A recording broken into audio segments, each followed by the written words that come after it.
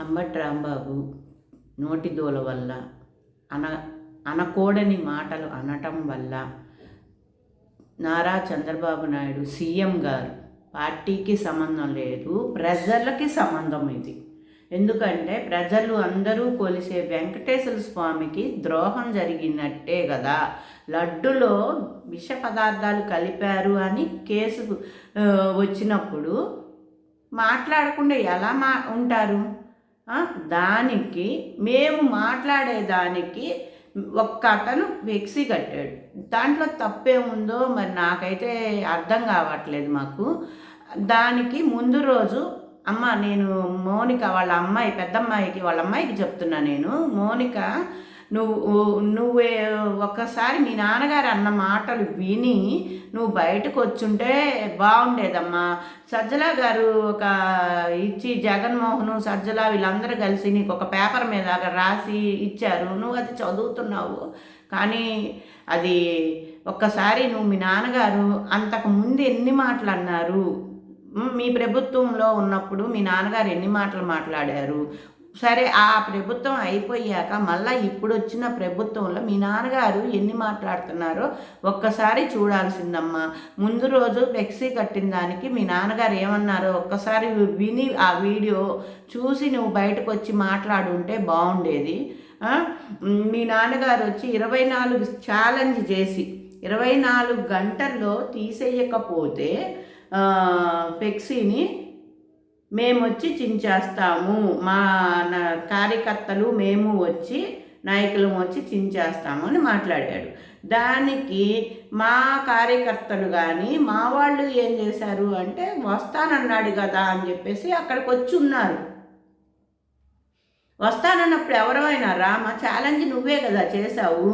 ఇప్పుడు ఛాలెంజ్లో ఎవరు గెలుస్తారు అనేది తర్వాత విషయం, కానీ ఛాలెంజ్కి అయితే సిద్ధపడి వచ్చారు. మరి నువ్వు ఎందుకు కారు ఆపి ఎందుకు దిగాల్సింది కదా.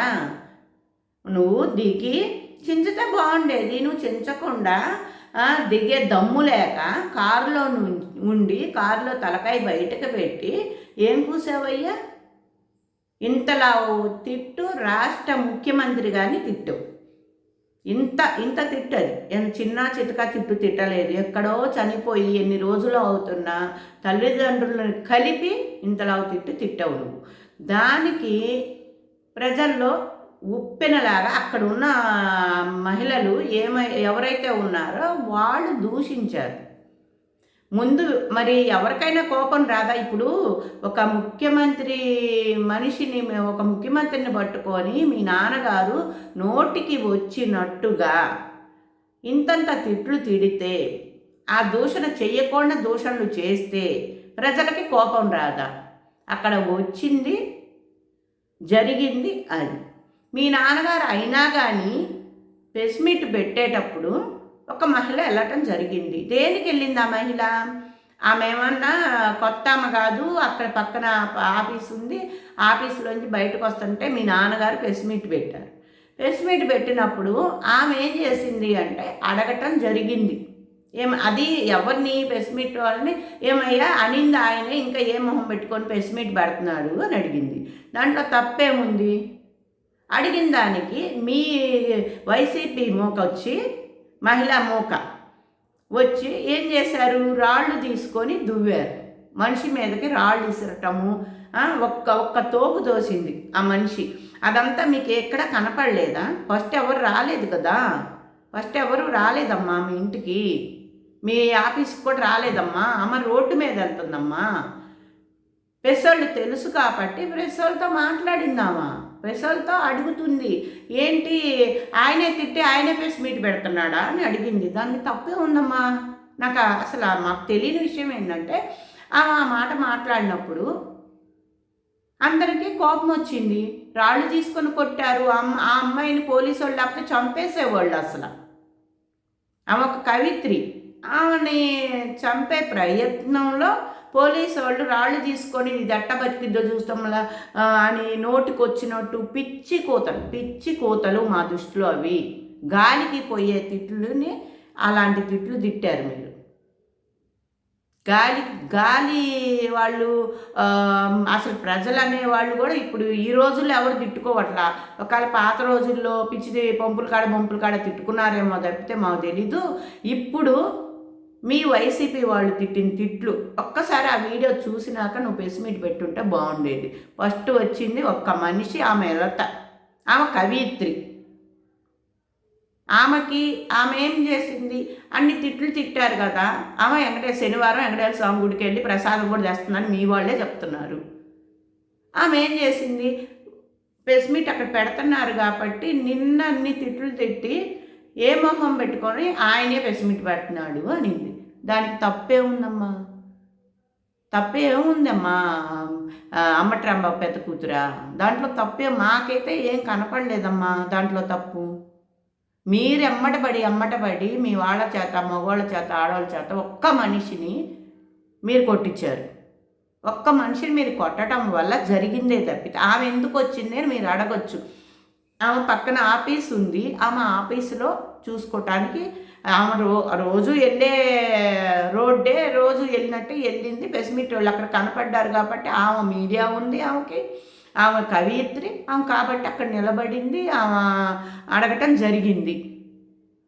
దానికి తెలుగుదేశం పార్టీని ఉద్దేశించి మీరు ఎమ్మడబడి తరిమి కొట్టడం రాళ్ళు వేయటం జరిగింది.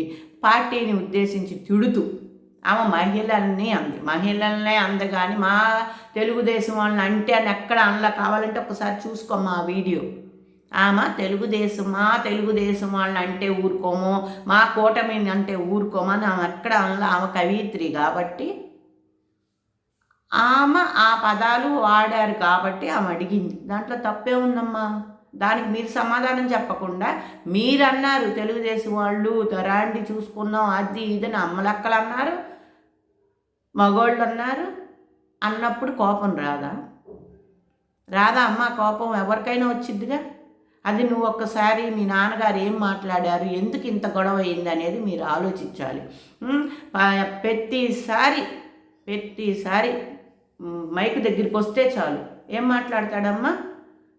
రెడ్ బుక్ అంట. రెడ్ బుక్ నా ఇంట్లో 2 కుక్కలు ఉన్నాయి, ఆ 2 కుక్కలు కూడా భయపడవు అంటాడు. కుక్కలతో పోలుస్తాడు. ఏం మాట్లాడతాడో తెలియకుండా మాట్లాడతాడు. ఇన్ని చేసి మా నాన్నగారు అసలు ఎక్కడా ఒక్క మాట కూడా మాట్లాడు. మా నాన్న స్వచ్ఛంగా మాట్లాడతాడు అని మాట్లాడతాడు. స్వచ్ఛంగా మాట్లాడమ్మా. మీ నాన్న నోరు తెరిస్తే కులానికి ఆపాదించటం ఒకటి, లేదు అంటేనేమన్నా నోటికి ఏది వస్తే అది మాట్లాడతాం ఒకటి చేయటం ఆయనకి బాగా అలవాటైపోయింది. కూటమిని తిట్టకుండా ఆయన నిద్రే పోడు.